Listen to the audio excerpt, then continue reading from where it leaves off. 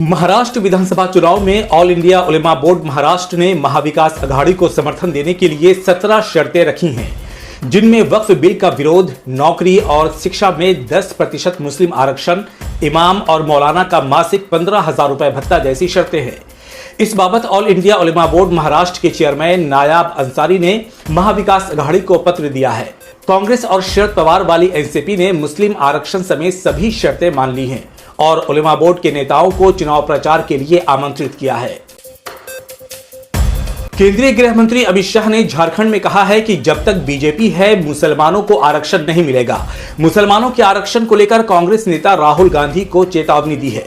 अमित शाह ने कहा है कि जब तक भारतीय जनता पार्टी भारत में है, धर्म के आधार पर अल्पसंख्यकों को आरक्षण नहीं मिलेगा। झारखंड के पलामू में एक रैली को संबोधित करते हुए अमित शाह ने यह बात कही।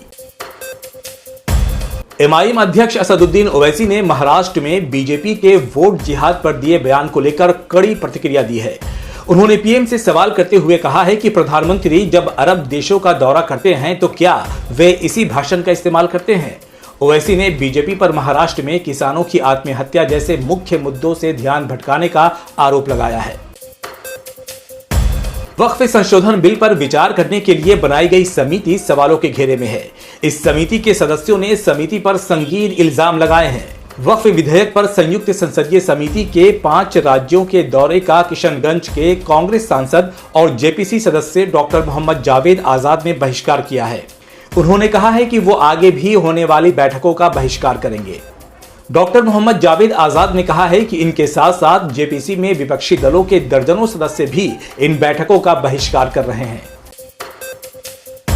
अमेरिका के चुनाव में इस बार 2 मुस्लिम उम्मीदवारों ने भी जीत हासिल की है।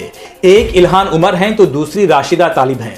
राशिदा तालिब फिलिस्तीन मूल की निवासी हैं। वो अमेरिका की मुस्लिम सांसद हैं और डेमोक्रेटिक पार्टी से ताल्लुक रखती हैं। राशिदा तालिब का कहना है कि इजराइल की सेना ने गाजा में करीब 39,000 से ज्यादा फिलिस्तीनी नागरिकों को शहीद किया है, जिनमें 15,000 से अधिक बच्चे भी शामिल हैं। गाजा में लगातार इजरायली बमबारी के कारण पिछले 24 घंटों में 23 अन्य फलस्तीनी शहीद हो गए हैं। इजराइल ने गाजा सिटी, नसीरत और बैत लाहिया इलाकों को निशाना बनाया है। वेस्ट बैंक में 2 फिलिस्तीनी भी शहीद हो गए हैं। वहीं जवाबी कार्रवाई करते हुए हिजबुल्लाह ने इजराइल के रामत डेविड बेस, हाइफा और नौसैनिक अड्डे को निशाना बनाया है।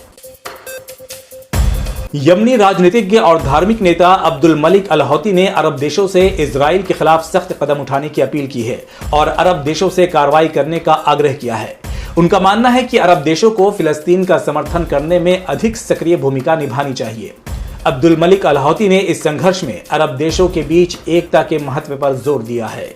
तो ये थी दिन भर की बड़ी खबरें। ऐसे ही बड़ी खबरों से बाखबर रहने के लिए हमारे चैनल को लाइक, सब्सक्राइब और शेयर करें।